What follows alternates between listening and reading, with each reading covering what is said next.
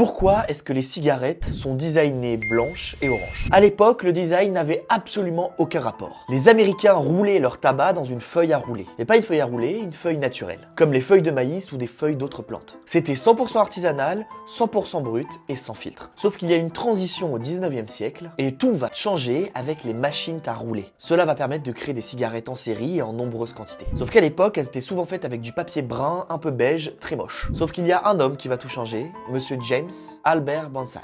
Car c'est lui qui va créer la première machine à rouler de tous les temps en 81. Mais alors pourquoi cette cigarette est passée d'une feuille à brun puis blanc? Et tout ça est une question d'image. Au début du 20e siècle, on va blanchir le papier avec des agents chimiques pour donner un aspect plus propre et premium à la cigarette. Ce qui va pouvoir rendre cela chic et attirer de nouveaux clients. Et le bout orange, c'est simple, ce sont les premiers filtres qui arrivent vers 1950. À une époque où on sait que le tabac peut causer des dommages, désormais, on a un indicateur pour voir où commence le filtre. Mais également, il n'est pas blanc, mais orange pour cacher les couleurs du goudron qui va s'y infiltrer. Tout est pensé pour que ce soit visuellement acceptable. Si tu veux en apprendre plus sur l'art, évidemment, tu peux t'abonner.